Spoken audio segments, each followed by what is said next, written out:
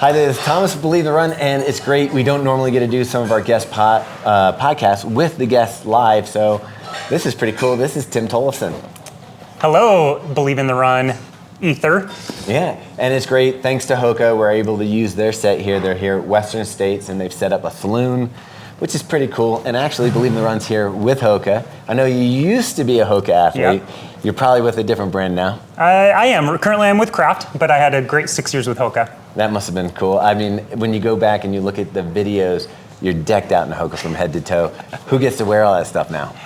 We have so many boxes in our closets. My wife is always trying to give it away or sell it or... Sell it? Yeah, Wow. so, I mean, if you want anything, let me know, because you said you only had 2 pairs of shorts. I could hook you up. That'd be pretty cool. Like Slightly used. Yeah, it'd have a little, They're seasoned. The Tim patina on there. All right, so you're doing some stuff here. Before we get into our interview, you're doing some stuff here with Freetrail, with Debo. Is that the cool way to call him? Like, Yeah. I was calling him Dylan, now I feel like, Yeah, I mean, Dylan is his name, but Debo, like, it's kind of signaling that, oh, you understand the trail space. So yeah, drop the Debo. I like it. Yeah. I am reacquainting myself with the trail space. I used to be really into it, probably the time where you were kind of kicking butt on the road, and now I kind of wanted to see how fast I could get on the road, which isn't very fast. Yeah. We'll get into the like perceptions and talking, because you've done a lot of work with like the psychology of running and maybe personal discovery. So we'll jump into that in a little bit. But first, to give a little bit of a resume, can you kind of run people? And you started off on a hog farm? Start off on a hog farm, super dirty. Born and raised in Minnesota, Northfield. It was originally the home of multi-meal cereal, so anyone in the Midwest, the East Coast, have that cereal. It's still is. My dad worked in the plant after the hog farm. See, and I associate malted meal with like World War II or something like that. Yeah. Are people still eating that? They still are. I think they rebranded maybe to Moms, or Malto Meal, M-O-M, Moms. So they're calling it Moms, but my dad used to bring home all the good cereals, all the defects for free. It was awesome. Yeah. Oh, that's perfect. But hog farm, grew up in the countryside, great place. But then when I was 10, my family relocated to California, which major culture shock, going from 200 acres and a hog farm, where people are super nice, to California, where it's not necessarily the case. No, why do you think that is? Like, because I would say, yes, Midwest has a reputation for being super nice, but I grew up in California. It wasn't, I didn't find it to be horrible. Maybe I was a bully. Because you were inside the circle. You were the in crowd. Yeah. But I think change is hard for everybody. So like you move, and culturally it's a lot different coming to the West Coast. Things are much more, I was in the suburbs, but we didn't really have suburbs in Minnesota. You had farms. It's hard to put pigs right next to a house. It's, And so I had never seen a fence or paved sidewalks, and we end up on the end of a cul-de-sac in this highly dense. Like Leave It to Beaver? Pretty much. It was a difficult challenge, but through that I discovered sort of my love for running, and that was cool because it gave me the first introduction to the sport as a whole. Because in Minnesota, I played soccer, hockey, all the traditional things that Minnesota kids do. But over here, we don't have ice rinks, so it's at that time in the '90s there weren't ice rinks. Now you can get them. But now they even have lacrosse over here. Dude, it's weird. Like I didn't know what lacrosse was until I met Dylan. Yeah. So I started running at an early age and. Fell in love with cross country primarily, but like anyone that is in the running world, you tend to do cross country in the fall and then track in the spring, and that was kind of what I fell into, and was fortunate enough to just roll with it and sneak my way onto a college team, which was really cool. All right, so quick question here: you didn't have any friends, you come over here. You're not loving it. Yeah. The transition isn't great for you. I did see some pictures. You did have haircut that maybe was warranted a little bit of teasing, but it was a straight bull. I rocked the bull hard. But you get here and you're kind of like a loner at that point, right? Yeah. And did running and joining the cross country team and track team, is that where you started finding your people? It definitely was kind of like my first sampling of finding a place of belonging. And I think it's like the most basic need we all have, to find a group that we connect with, that we feel comfortable and safe with. And I think in a new area, in a new part of the country, almost felt like a new language. Like Californians have a different like swagger to the way they talk, and I had a heavy Minnesotan accent, so I stuck out like a sore thumb. But yeah, through running, it kind of gave me that entry into, okay, this could be a community that I resonate with. So that was definitely the first time I felt like, hey, maybe this place is all right. See, and that to me, I think it was like a little bit ahead of its time, because for a long time, people don't understand the community that's building. I think it actually has become even more pronounced with like adult runners finding run clubs and finding, it's hard, I think, as an adult to make friends. Like at least when you're in the school environment, you meeting other kids your age and stuff like that. And now you're seeing this explosion of community and running and stuff like that. Because what do you normally have, like maybe church and school and sport? Like it's kind of like the three. That's it. Three top ones. And if you don't have those, then it's like, I'm lost. I'm just kind of meandering around. I'm guessing, like you also, like back in the day, you had the church, you had those stuff, plus people got married way early. Yeah. But yeah, so running has really, really turned around the community. But what's interesting to me is I look at you from the outside and I see somebody who's a successful runner. I mean, you've run the Olympic trials, you've run UTMB, you've done it all, like the pinnacle, and you've talked openly about this before, that your mental health and how you viewed yourself as a runner and how you fit in with people in general, it took you a long time to kind of like figure that out. What was it? Did running help with that process, or was that something you had to do outside of running? So the fascinating kind of dichotomy on that is the running contributed to that, like the struggles, but it also ultimately came full circle and allowed a lot of that like kind of grace and relief that I was seeking. And I think growing up in the 90s and the, culture in general, like diet culture, like there were a lot of just, I'd say, topics that were very explicitly talked about, and just kind of like there was an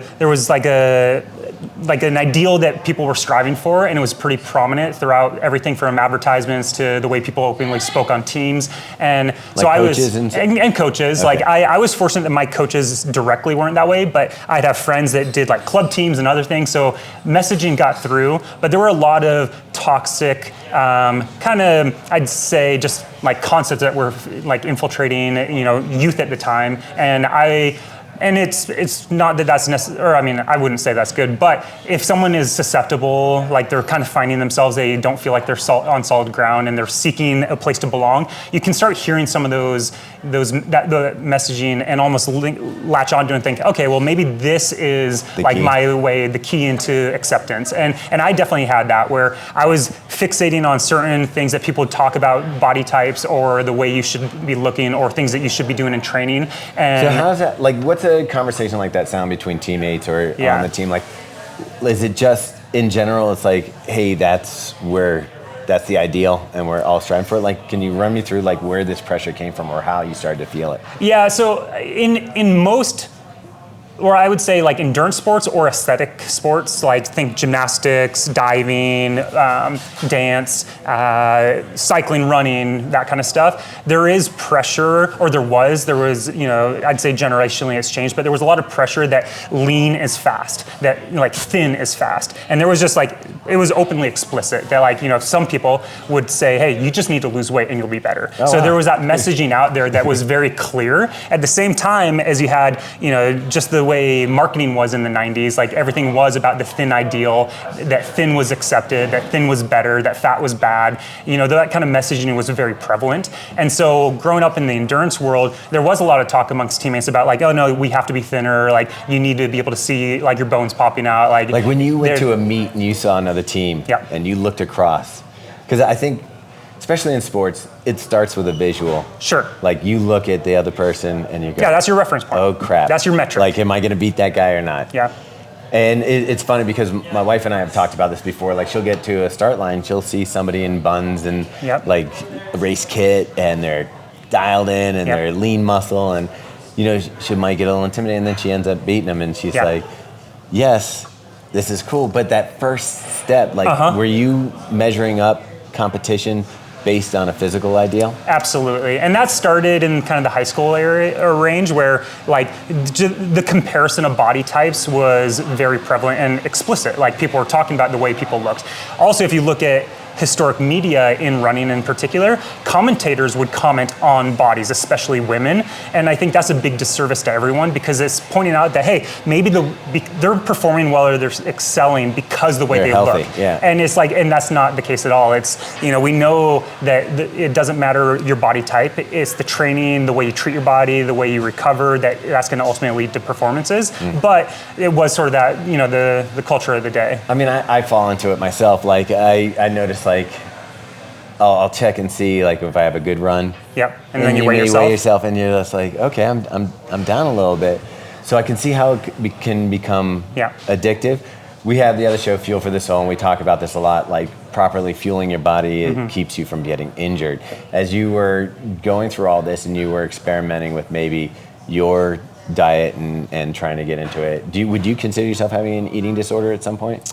Yes, I did, and I knew I didn't explicitly know that maybe that was what it was, but I knew what I was doing, the behaviors I was engaging with were not appropriate. And then it wasn't until later that I actually was diagnosed with an eating disorder. But did it seem normal because other people were doing it? That was the thing. Like you're surrounded by people in a culture of people intentionally restricting, intentionally engaging in certain behaviors that are trying to manipulate your weight or the way you look aesthetically. And in the grand scheme of performance, weight is a component, but it's low-hanging fruit that we like to fixate on. Like you said, okay, I went for a run, I weighed myself, and the danger of that is if your run went amazing and you weighed yourself, you might positively reinforce yourself, like that's why I did well. Yeah. But if you went for a run and you had and you weighed yourself and it was actually maybe heavier than you thought, that might actually reinforce something negatively. So there's so much weight tied to just a number on the scale when we're so much more than a number on the scale, and it's something we have to let go of. It's sort of like when we talk about like super shoes, you still have to do all the work. You still have to do the work. And maybe the shoe will help. Can we talk about super bit. Shoes? Yeah, we can. Oh man, if you want to. I haven't had an opportunity to do that. I'm old, so all right. But we're gonna shift gears. We'll get to that. But I think it is just important to kind of open up some of those discussions. And as you mentioned with your wife, the fascinating thing is some of the stuff when someone's struggling, it's so deep and prevalent and just suffocating that you would think externally, like you said, I was a 2-time Olympic trial qualifier in the marathon, 2:18 marathon PR before super shoes. What shoe did you run that in? The Brooks Green Silence. Oh, geez. Oh my God, the Brooks Green. Now that's impressive. Okay, we could go to this, but that's impressive. And so outwardly, I'm successful. I literally resonate with what your wife said. I have stood on a start line of a local 5K, like a fundraiser for a church. I look over, I'm a 2:18 marathoner, mind you. I look over and there's a high school kid decked out, full Nike kit, just looks like Prefontaine, right? Yeah. I suddenly start shrinking and I'm afraid that I'm gonna lose to this kid, right? So I'm terrified. I'm a 2:18 marathoner, but it just kind of highlights how prevalent and deep reaching that can be. So how fast is your fast 5K? I'm not very good. It was 14 minutes. But yeah, that sucks. But in the end, you said with your wife, I toasted the kid. Yeah. But these little thought viruses creep into your head, thinking oh, it's because they look this way, they might do something. And I think separating that is really important, especially culturally now. Yeah.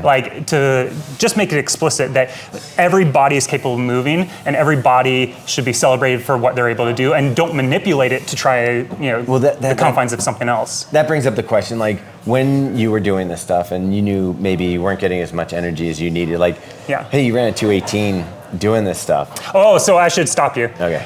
At the peak of my restrictive disorder, I actually was in college and I was running poorly. Okay. I was injury ridden and I wasn't doing well. See, that's what I wanted to ask. Yeah. Typically there's the payoff is aesthetic. Yes. And maybe psychologically that can help you push it a little bit because you're I look like a runner, I am a runner now.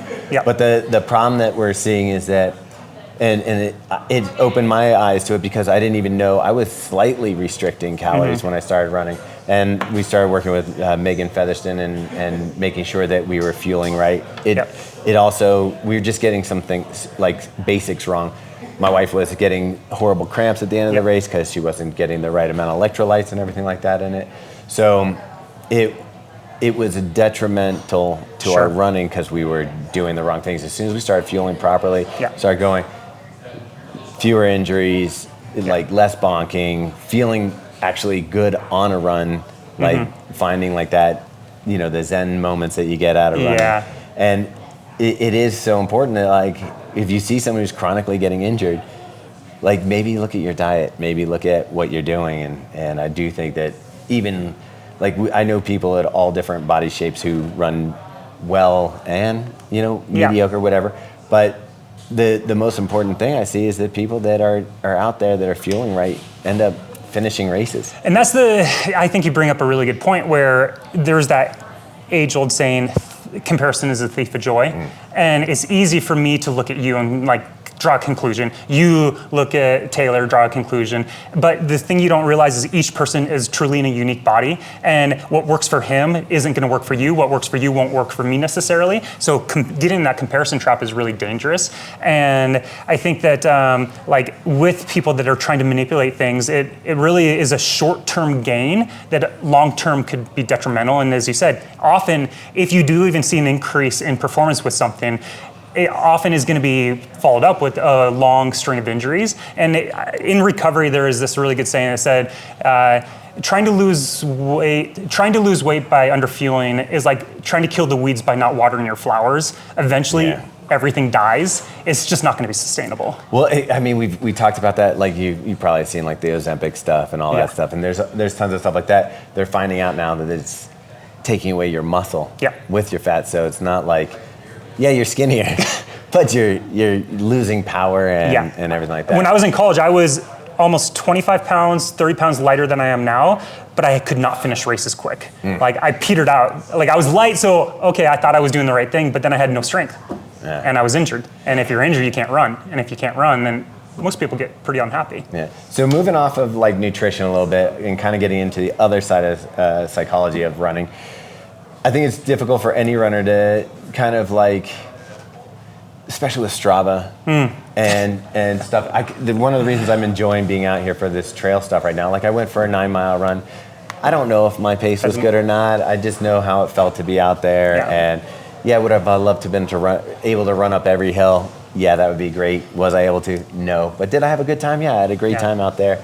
And you know, that's really nice in this sport. As you get to the road or just general, like, you know, your daily miles, looking at Strava, looking at other people and kind of comparing yourself is really difficult. And it's weird because we do it in a bubble. Like, so for me, I'm comparing myself to someone who's generally somewhat around my times, my paces. And you're at a whole nother level where there's money on the line, there's contracts on the line, there's a whole bunch. How were you able to, like you were talking about as a kid, you're bullied, you're trying to find a place to fit in, you found your place to fit in, but then it was also troublesome there. You start having eating disorder kind of problems with it, and now you're at this pro level where you're not only scrutinizing your own performance, but you know people, there's eyes on you. And not just brands, but like your peers and all that stuff. How did that all play into running for you, and did it take the joy out of it? It amplified everything that I was struggling with, where basically at each level, whether it was collegiate or kind of semi-pro to full pro to like world class, each one just got elevated, and with more opportunity offered me more opportunity to criticize myself and self-scrutinize. And because at the time I wasn't sharing any of these struggles with people, I was trying to just deal with it and battle it alone. And because I was in silence, it just allowed everything to kind of, you know, manifest and like cyclically get stronger and stronger. Because I think all these things are often born out of, you know, insecurity, shame, and when you're in a cone of silence, that stuff thrives. And because I was too afraid to even speak up, there's no release. So like the further I'd get up in a certain discipline or domain, the more I would just double down on the stuff that got me there, thinking that was why I was being successful. And in reality, reality, as I've been able to take this 10,000 foot view and zoom back, I can see all the areas where I undermined my potential as an athlete,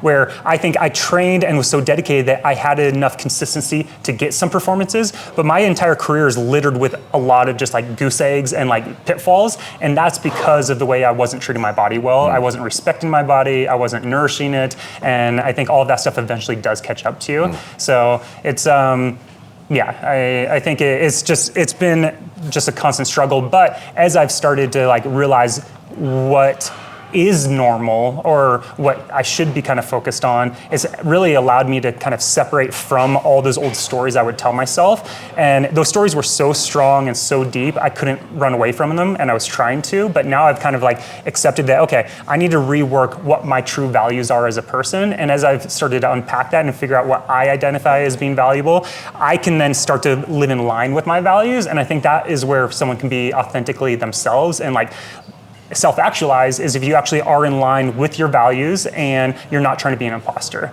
Yeah. Well, I mean, that's a great way to tell it to an adult. It's well thought out. No, yeah, for sure. But as a kid.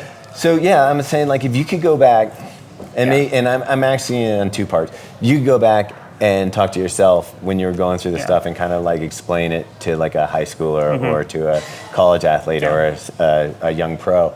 If you could explain it that way, but also at the same time, you're like, I think that would be some like give it to yourself, but then like in a way that somebody else can take away from it. Yeah, if we figure that out, we could probably like write a book or something. We'll go on a speaking tour. Tim's going to be writing his next book. That's really challenging, and it's interesting because, you know, I grew up in a household where parents were very loving, they did everything they could to support us, and, you know, my basic needs were met, but then I had other needs that, like, you know, probably more socially that I wasn't sharing with people that weren't being met, and then I was building this storyline that I was, like, living, and it became my reality of what my fears were, and these fears were becoming manifested. And I think probably what I would say to the younger Tim is, well, I'd say a lot of different things, but one thing, probably the number one would be, you know, to wish you were someone else is to waste who you are. Because I spent my entire life trying to conform, wanting to fit in. And I think, as we said, that's normal. Yeah. Like, we want to be part of a tribe, we want to be, but you also want to be unique inside the tribe. I wanted to be, you know, so conformed that I was like indistinguishable from everyone. I wanted to disappear. Yeah. And sometimes you can see that also in eating disorders. Like, people are literally shrinking their bodies because they don't want to be seen. Yeah. And so I think that was something that I would tell a younger Tim, that, hey, you should really celebrate what makes you unique. You know, you should be proud of that kind of stuff, because as I've gotten older and I've gone through therapy, I've realized those are the really cool things. Like, everyone has some, you know, freak flag they can fly, and like, we should fly those proudly. And when you find yours, you actually like, oh, that's what I identify with. But like, as I started some of this work, I asked my therapist, I said, hey, like, am I ever going to find the authentic me? Because I'd lived so long as like trying to play this role of what everyone else wanted. I didn't know what I cared about. And it was a really weird thing. So transitioning now from being a young runner, having these struggles, and you get to the point where you're finally kind of like in a good mental space, right? Like today? Yeah. Yeah, I'd say today is like the best. Today. Today. Well, and that's about 10 minutes ago, everything cleared I think up. that is an important thing. People think about, like, let's say, you know, eating disorders or drugs or alcohol or fill in the blank. Mm-hmm. Recovery is not a linear game. Everyone thinks like, okay, I hit rock bottom, I'm gonna climb my way out, and then there's grassy, you know, fields of butterflies and rainbows. You reach the Zen enlightenment. Yes. Yeah. But in reality, recovery is this circuitous, like up and down, you peaks and valleys. You're going to slide all the way back to rock bottom sometimes. You hope that your toolkit is more robust and you recognize these things and you respond to them quicker so that you don't fall as far. But no one ever has it totally figured out. So that's something I have to remind myself, that like, recovery is a habit. It's something I have to do every day consciously. Right. And it's like, I'm in a good place right now and I feel really good. And that's why a week like this at Western States and Broken Arrow normally would terrify me. I literally would be like paralyzed and like couldn't leave my hotel room. Okay. Where I'm having a good time with you, just met you.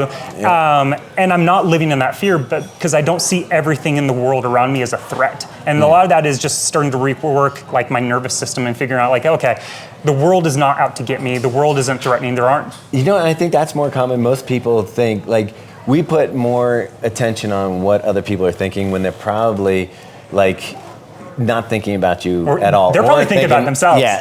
Like, what did that person think about me? No, you're right. And we spend time, I don't know about you, but every once in a while I'll wake up in the middle of the night and you're like, oh, did I say that? Was that the right thing to say? Yeah. Like, oh geez, that person's gonna hate me now. Yeah. You know, I think we all have those night terrors and stuff like that, which, you know, you can work on. But where I want to transition to right now with like the lifespan of a runner, like when I said you're getting to old, a better spot. Okay. No, a better spot. I mean, look, I'm quite a master's runner myself, but the thing is that you're figuring things out. Yeah. And you can't go back and figure things out. So like that period of your time is gone. Yeah. And obviously as you age, you're not going to be as fast. You're not going to be and what I find when we talk to people, a lot of times the runners that were really talented in high school, college and stuff like that, they really have a tough time when they're aging and continuing in the sport. And that even for myself, I line up in the line and sometimes I'm like, damn, I'm getting old. Yeah. And then I'll see some 60, 70-year-old dude just crushing it. And I'm like, this is amazing. I've still got time. Yeah. I've still got time in the sport. Now, that guy might have been a 2-flat marathoner at one point, but, you know, how's that? Like, do you have, I don't want to say regrets, but like, do you look back and go, man, I wish I could have learned this stuff then? Absolutely. And have questions like, what would my career have been like? I do think about those things. I kind of dream about, what could have been. But I think another thing important for all of us to realize in all domains of life is like, what if will kill what is.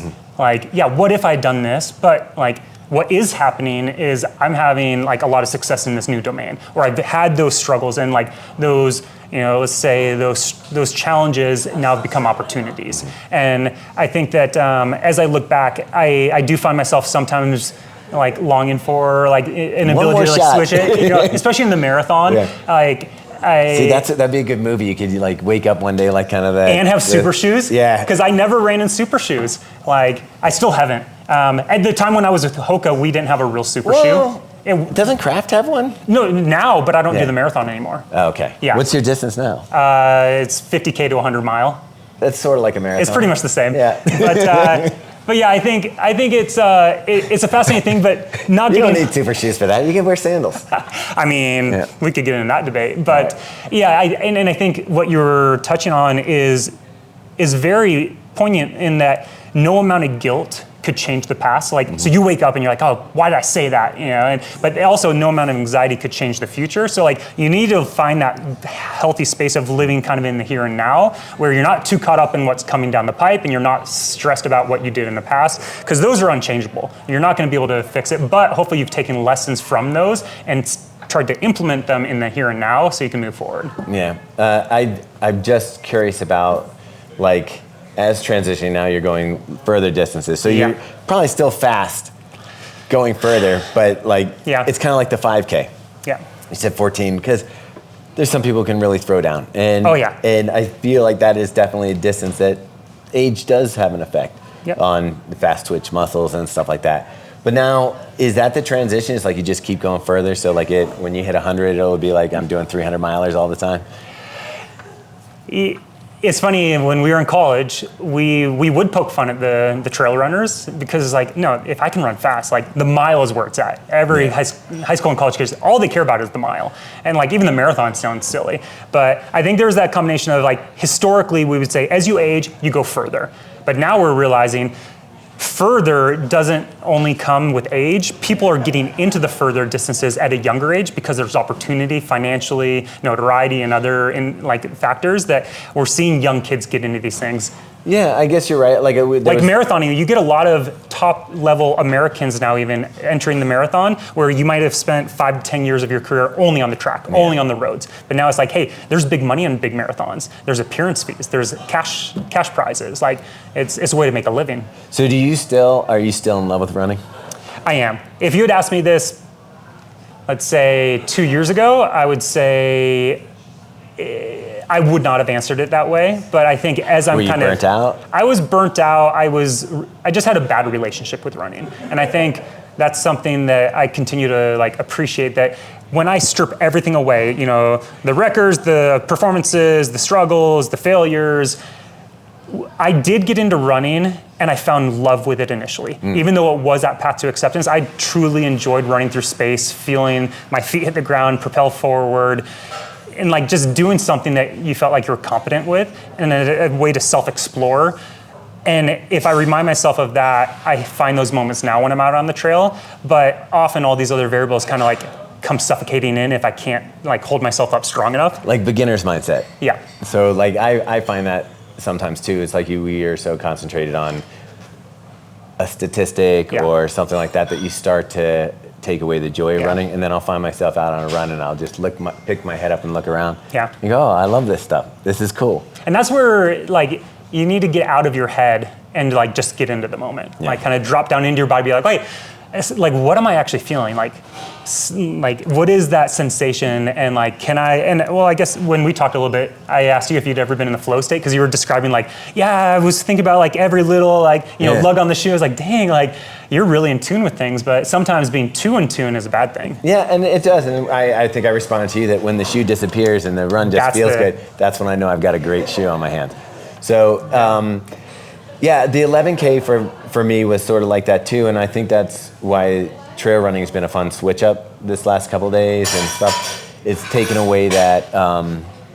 Like you said, there's no rubric to compare to. Yeah. You go out and you run a mile, hike a mile, it takes you 25 minutes. You're like, what does that mean? Yeah. Like if you were on the road and you ran a 25-minute mile, you'd be like, honey, come pick me up. Like, I don't know why I'm out here. I'm done. Like, because you have such a history with it, you could compare. Yeah. But I think the trail is liberating in that it's a new domain. You don't know what's happening. Yeah, would you consider then, so running's been part of your life since you moved to California, and you were what, around 7 or 8? I was 10. Okay, 10.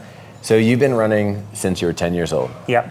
Is it somewhat like, I know you have a wife, but is it somewhat like that other partner in your life that you've had for these years? So there's ups and downs. It's my mistress. Fights and stuff like that. Would you equate it to a relationship?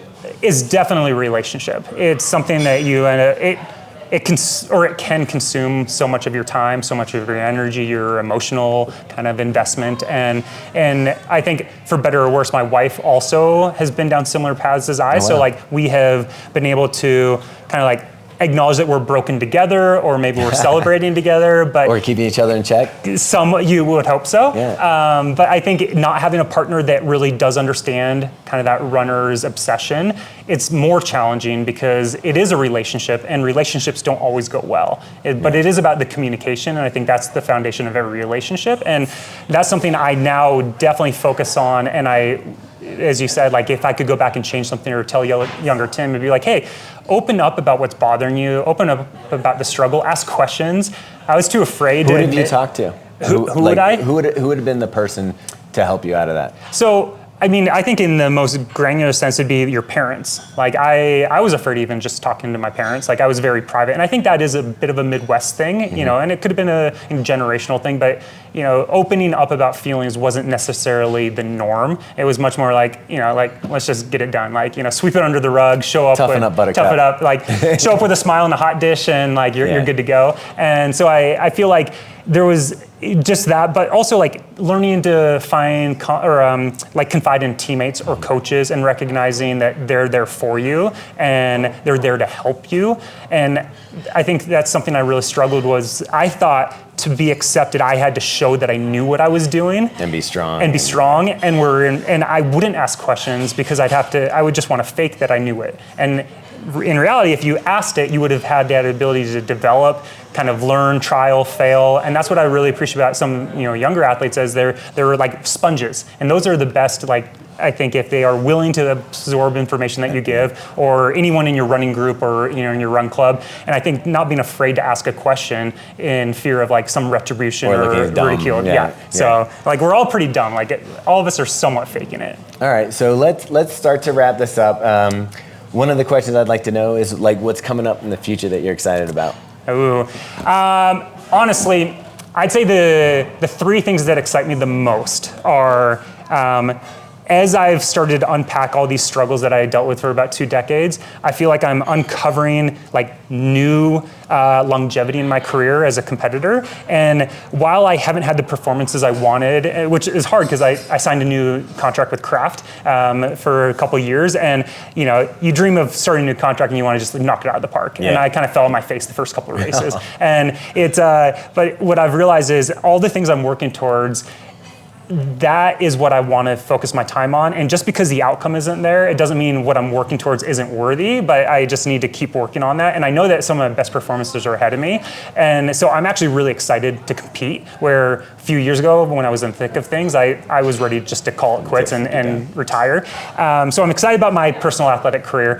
I'm excited about what we're building with Kraft also. Like, they're a young footwear company, tried and true in the apparel business, but we're making mistakes, we're struggling. Yeah, we're not even 5 years in, are we? No, it's about 5, yep. Yeah. And so I think what I appreciate is they are learning from the athletes and they're listening to our feedback. And I can say, hey, this is shit, or this is amazing, and we make iterations and move forward. And it kind of reminds me of back in, even in the late teens, some other brands were really struggling with footwear, and it's 4 years later they nailed it, and now they're some of the most beloved shoes. And I think we're kind of in that exploratory foundation phase, figuring it out. And it's fun to be a builder, crafting something with Kraft. And then the final thing, probably most important, is I have an event I put on in Mammoth called Mammoth Trail Fest, and that's we've heard so much about Mammoth Trail Fest this week. It's people if you like Broken Arrow, you should try Mammoth Trail Fest.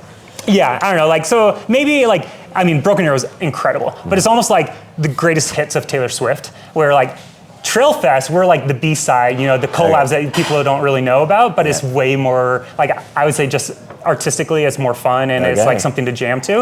And our goal with Trail Fest is basically to indoctrinate people with the trail culture and get you guys to come over from the roads. So we basically try to throw a party, right? Yeah. And it's multiple days in Mammoth Lakes, probably the most beautiful place in California. So my coach is from Mammoth Lakes. No, who? And he was here yesterday. Who? I was with Castor. Really? So, yeah, Andrew's Castor. coaching you? Yeah. Oh man, we should have talked about Andrew and Dina. All right. She hired me to be a training partner years ago. Oh, that's awesome. Yeah. So he actually stayed at our house. Yeah. Not last night, the night before. Yeah. We gave him a martini. He's gonna kill me for telling us. So we're out in the back playing. They had what do you call it? Cornhole and the balls on the string thing. So we're out there playing it. I guess he has to go to the bathroom or something. Jumps the railing for the deck, runs right through the screen door. Oh, man. And it was the best because it came off, and he was wearing it for a little bit. It's fantastic. Andrew. But he was nice enough to go to the Ace Hardware and fix the screen door. Andrew's awesome. Yeah. I love their whole family is they're incredible people. Yeah. So, I actually just ran the Cherry Blossom with Dina. Oh, okay. So it was my warm-up for the Boston Marathon. We did the 10-miler the week before because it was truncated this year. And I had a great time. She was so much fun to run with. So you've run with her. I have. So when my wife and I first moved to Mammoth back in 2011, we were aspiring marathoners, had not cut our teeth. And the coach at the time was Terrence Mahone, and he was gracious enough to let us just train with the crew. I think they were kind of lonely being a mountain isolated town. And we need more personality. So 8,000 people. And over the couple of years, just started learning from Dina and just the way she approached everything, her dedication, her professionalism, and started slowly getting better. My wife and I eventually qualified for the trials, and then they were like, okay, you guys are all right, you can stay, you're kind of like our step kids. Nice. But I spent so many summers training with her. That's so crazy because for me, I started a totally different way than you. I started as an adult running, and I remember I was going to run either my first or second, third marathon, and Spirit of Marathon came out. So I'm watching Dina and that, and Castor's giving her massages and stuff like that. And I'm like, wow, that's so cool. And it just seemed like such a distance between where I was in these pros. And it's funny now, the great thing about running is when you come to these things, I'll be honest with you, when I saw you in the village the other day, I was a little intimidated. I was like, oh, there's Tim. He's big deal. And I'm like, I don't know. And so I was able to break the ice asking you directions. But and then I didn't know you were going to be on the show later. And then there we were. I'm like, do you know where this is? Well, hello there. I know where it is. I'm there. But so it is kind of that's what I love about the running. There's somebody right now who's just starting that is looking up to the people that are doing trail events or qualifying for the Olympics, and you must have qualified right after that movie came out. What year was that? It was like, it would have had to have been around 2010, 2011. Yeah, I qualified 2012 and 2016. Yeah, so but it's just nuts the how small the world really is. And that's what I really appreciate about the trail space. And I mean, now I'm on the trail side, but I came from the road side, and I would always hear, oh, the trails are more accepting, more welcoming. I actually had a very, very positive experience in the roads. I thought everyone was accepting. I think you would vouch for that. Yeah. Like, you find your clique, you find your club. I love the road side. But one thing I did notice, especially with the bigger events like Boston, Chicago, New York, Berlin, London, whatever, literally 40,000 people. You can't keep that small town, small vibe. I see it as you find it in little groups, but I see it as like a concert. Like, if you go to a, say a Taylor Swift concert, since you brought that up, that is an event. It's seamless. It's theatrical. It's all that. Then you go to a Fish concert, and you're borrowing a peanut butter and jelly sandwich, maybe taking a hit off someone's joint. I don't know. But that's the difference between.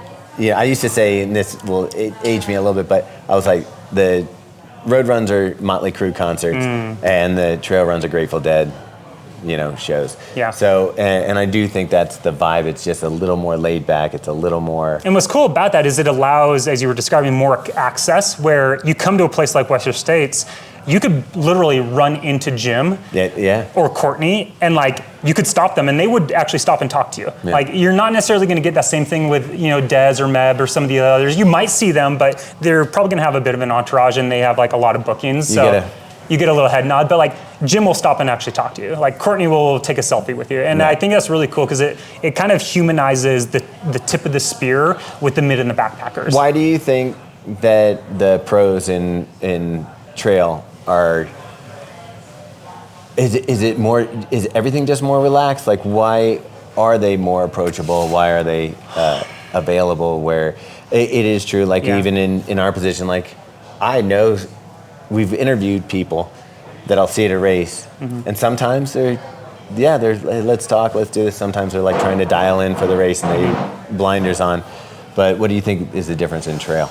There are a lot of different variables, but I think one of them is that in trail, to be successful, you need to be pretty humble, because these races humble you quickly. They will kick your ass. They chew you up. You'll be puking, you'll be, peeing blood, whatever it is. You might be literally bleeding out after a fall. But I think what were you saying? Spit the blood out? Spit the blood out. Oh, you were up there? Yeah. Yeah. So, that's fun. Anna Gibson, one of our great trail runners, she is competing in the Olympic trials 1500 meter tomorrow night, starting at 5:23. What a weird way to warm up for that race. I know, but I could tell she was basically going lactic, at the end of a 815. So anyone that's done that, you taste the pennies. It's you have blood in your mouth. So I was spit the blood out, And I said, this is what coming down the home stretch as Eugene is going to be like. And she turned over and smiled, and I was kind of broke her, got her out of that negative headspace. Yeah. But yeah, I think something about trail and ultra is it truly just strips you raw. So we all have ego, we all have, some external persona or impression management that we engage with, especially on social media these days. But I think with trail and ultra, it literally will strip you to the core. And to get through, you need the support of the people in your inner circle and the volunteers, where a marathon, you could run your marathon PR taking your goose you had with you. You literally could do 26.2 without any support. And I think there's something about that, actual emotional connection with the people on the course and in the crowd, that we're almost completely entwined and you're pulled together. And I think that inseparability is something that kind of strips away the ego a little bit. Yeah, being in the mid pack this for the Broken Arrow. Yeah. It's fun because there are moments where you're not redlining. Yeah. That you can actually chat. Yeah, have a chat with someone or say, hey, look around. Isn't this beautiful where we are? Or something like that. So I get that, but Look, you've been really gracious in giving us your time. You have been on like almost 24 hours, like repeats with Freetrail and doing commentary for Western States. If your audience doesn't know Freetrail, because I would assume you're talking to a lot of roadies. There's probably a lot of roadies. Like, go check out Freetrail. Hit the smash button. If we hit 21,000 or 20,000 subscribers, our buddy Ryan's going to win the race on Saturday. So if you just hit that smash button, we'll be good. Are we talking YouTube? YouTube. Sorry, right. I'm not a good influencer. But you've got the hair, you've got the look. You should think about start doing TikTok. But I love the cross pollination of like all these domains, like seeing, like you were talking about Sidious, talking about Freetrail, talking about Believe in the Run, like all of these like. I do feel like maybe it's time for us to create a triangle of gear, trail, and road and track. I love it. I don't know. I'll throw it out there. And I know you were talking about trail shoes. I ran my very first Trail 50K in this Green Silence. See, that blows my mind. If anybody doesn't know what the Green Silence is, it was basically a mesh upper with offset lacings and like maybe 10 to 20 millimeters of stack. It was probably 10 millimeter drop or so. Just like. Yeah, nothing. So, and on the bottom there was no traction at all. I did a steeplechase in them. Did you put spikes on? I broke 9 in the steeple wearing them. I did not put spikes on. So Green Silence was your all-time favorite shoe? That was my all-time favorite shoe. Okay. So are you trying to get Kraft to make a knockoff of it? I don't know if you remember, there was a Union Jack one. No, the Union Jack, like the British flag. I still have a pair of those. Was that for London? Did they do that one? No, it came out before London. London was 2012, and these would have been, I think they stopped making them in like 2006 or 2000. Yeah. That was one that we always still get. Yeah. Every once in a while somebody the Green Silence. Green Silence. Yeah. Do you remember the Alpha, or the Mayfly? Yeah. So I had those. Those lasted about 100K is what they were saying. But I raced those in college. Those were kind of sexy though. Like the last one with the orange with the fly wire and like. Yep. Yeah. I love that shoe too. Yeah, that's a fan favorite. Yeah, are you bringing any of that to Kraft and being like, hey. I mean, that's the fun thing, because we're a small group and they are respective of our ideas. And we all have ideas. I throw out a bunch of things, like not all of it's gonna stick, but it's really cool to see some of them starting to take note. And we have some really cool products coming out in the next 2 quarters and years beyond that I'm stoked on. Stoked about. Where I know it's funny. So I had never heard of Believe in the Run, and then my buddy, he was like, hey, I Believe in the Run's gonna be here. I was like, who is that? And then I was like, wait, no. Back at Craft Camp, they've circulated this review you guys did of one of our shoes, and like, some of it was great and some was scathing, and like I read it, I was like, oh, that's hilarious. Like I found it really humorous. That's what we try to do. But I appreciate the levity, like we need more of that. But that was like my introduction to you guys, was like, hey, like, it's cool because we're gonna be able to look back in 5 years and be like, we were struggling. Yeah.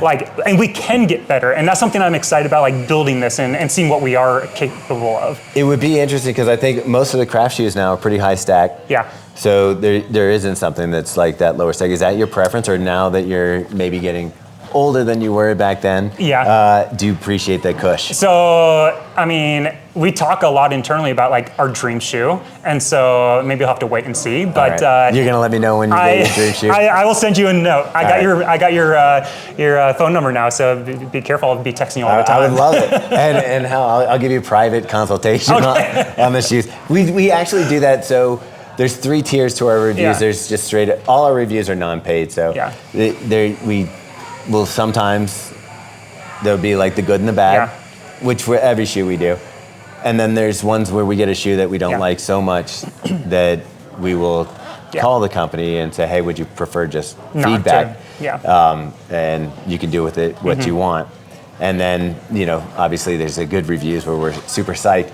So it's kind of fun to be, we get to, like, you're here with Hoka and you're with Kraft as well. So people think that there's this like iron curtain between, being able to be kind of like familiar with a brand and not be competitive, or not for us to be objective. But you're like a good example of it, like in here, and you even know the strengths and weaknesses of Kraft shoes because you have run in pretty much everything. It's not as like scary a place as people think. Like if you say something negative, you're out. And I think if you can't speak truth to power, you have a real big issue in your organization. Like you're never going to get a better product, a better team, a better idea out there if you can't bring up concerns. Yeah. And so I appreciate what you guys are doing, the little bits I've been kind of exposed to. We need authentic voices. Otherwise, the consumer's not going to trust anything. Yeah. Like if you just open up the 10 best rated shoes, like in like the popular magazine, it's like, well, have you seen some of those? I actually don't anymore, but it is amazing for us because you can see which ones are advertisements and which ones are maybe genuine darlings. Like there's certain shoes that you're like, oh, that is a really good shoe, and there's certain shoes that you're like, that's a dog, and then all of a sudden you see it's named #1 daily trainer from Outside or somebody like that, and you're like, oh, they need to put that little thing disclaimer. in there. Yeah. No, I think it's great. I'm here for it. It's and I'm excited for the future of what we will be developing, what we'll be releasing, and it's and right now my shoe is the Nordlight Ultra. That's what I raced UTMB in. That's what I raced Black Canyon. That's what I raced Canyon 100K in.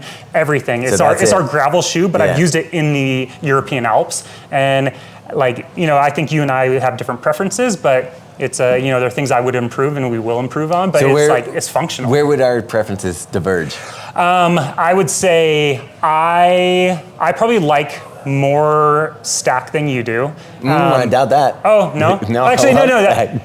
Are you like a 55 now? Like dude, you want one of those? Yeah, dude. Okay, then you take it. So give me more kush, the better. So I am, and this is, I grew up with only road shoes, and I would use those in the mountains. So I'm more used to flexible uppers. Yeah. I'm used to things that have more play. I'm not used to lockdown. And so I would much rather have kind of a comfortable, cushy fit than like something that's really overbuilt and like reinforced. Yeah. I want it to respond and not lose energy, but I don't want it to feel like I have this tank on my foot. So I want it light and nimble, but also protective. I do not like carbon plates.